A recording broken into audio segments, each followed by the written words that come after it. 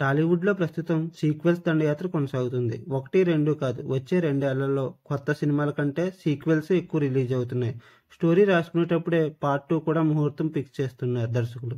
కానీ ఒకప్పుడు సీక్వెల్స్ అంటే చాలు మన నిర్మాతలకు గుండెల్లో రైళ్లు పరిగెట్టేవి. దానికి కారణం కూడా లేకపోలేదు. 'శంకర్ దాదా జిందాబాద్', 'గాయన్ 2', 'సర్దార్ గబ్బర్ సింగ్', 'కిక్ 2', 'నాగవల్లి', 'ఆర్య 2' ఇలా కొన్నేళ్ల వరకు సీక్వెల్స్ అన్నీ ఫ్లాపులే. 'బాహుబలి 2' తర్వాత సెంటిమెంట్ మారింది. 'కార్తికేయ 2', 'బంగారాజు', 'F3' లాంటి సినిమాలకు మంచి అప్లాజ్ వచ్చింది. ఆ విజయాల తర్వాత టాలీవుడ్లో సీక్వెల్స్ ట్రెండ్ మరింత ఎక్కువైపోయింది. పాత కథలకు కొనసాగింపు చేస్తున్నారు దర్శకులు. అలా చేస్తే ప్రాజెక్టుపై అంచనాలు పెంచాల్సిన అవసరం లేదు. ముందు సినిమానే అన్నీ చూసుకుంటుంది. అది హిట్ అయితే ఆ క్రేజ్ రెండవదానికి హెల్ప్ అవుతుంది.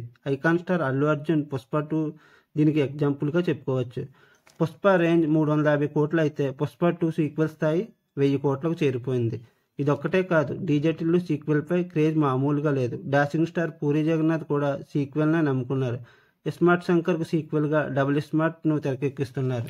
'గూఢచారి'తో అదరగొట్టిన హీరో అడవిశేష్ త్వరలోనే 'గూఢచారి 2'తో రానున్నాడు. ఇక 'సలార్ పార్ట్ 2' శౌర్యాంగ పర్వం కూడా 2025లో రానుంది. దానికి తోడు ప్రశాంత్ వర్మ సైతం 'హనుమాన్' సీక్వెల్ను 'జై హనుమాన్'ను అనౌన్స్ చేశారు. ఎన్టీఆర్ 'దేవరం' 2 భాగాలుగా తెరకెక్కిస్తున్నారు కొట్టాల శివ. 'ప్రతినిధి 2'తో రీ ఎంట్రీకి సిద్ధమవుతున్నారు నారా రోహిత్. 'రాజరాజ చోర'కు సీక్వెల్గా 'స్వాగ్' అనే సినిమాను చేస్తున్నారు శ్రీవిష్ణు. శర్వానంద్ బ్లాక్ బస్టర్ 'శతమానం భవతి' సీక్వెల్ను ఇటీవలే ప్రకటించారు దిల్ రాజు. 'అంజలి గీతాంజలి' సీక్వెల్ను కూడా తెరకెక్కబోతుంది. 'కార్తికేయ 3', 'విరూపాక్ష 2', 'బింబిసార 2' రానున్నాయి.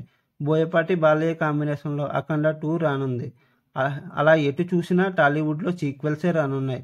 మరి ఈ సినిమాలు ఎలాంటి విజయాన్ని సాధిస్తాయో వేచి చూడాలి.